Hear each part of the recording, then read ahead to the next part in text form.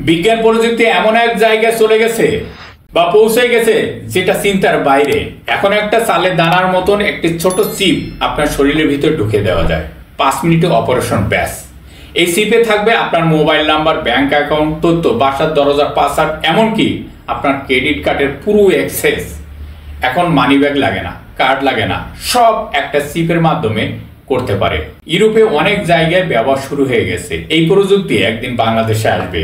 ধরেন আপনাকে আমি কিডন্যাপ করে একটা ইনজেকশন দিয়ে ঘুম পাড়িয়ে দিলাম, তারপরে নিয়ে গেলাম সেই মেঘালয়, ওইখানে আপনার কানের কাছে ওইটা দিয়ে দিলাম, তারপরে একটা টাইমে আপনাকে ছেড়ে দিলাম।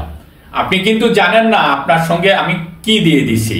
এখন আপনি যেখানে যাবেন, যা বলবেন, আমার ওই নির্দেশ মতোই বলতে হবে, আমি যেটা দিয়ে দিছি। এখানে ওইটাই কিন্তু আপনার ব্রেনে চলে আসবে। উনি কিন্তু যখন ভাষণের মধ্যে বলবে বা বলে দেবে এরকম কিছু কি হইল এই সালাউদ্দিনের সাহেবের সাথে, ওনার ভিতরে কি এইরকম কিছু দিয়ে দিল নাকি? কারণ ওনার তো কোনো আবেগ নাই। এগুলো যাদের দিয়ে দেয় না, তাদের আবেগ থাকে না।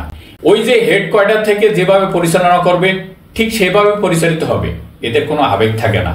যেমন সালাউদ্দিন সাহেবের কোনো আবেগ নাই। ওনাকে এরকম কিছু দিয়ে দিল কিনা কে জানে। এগুলো পরীক্ষা করতে হবে। অযথা একটা মানুষকে ভুল বোঝা যাবে না। ওনার কেন আবেগ থাকবে না, এটা তো একটা বড় প্রশ্ন ভাই, তাই না?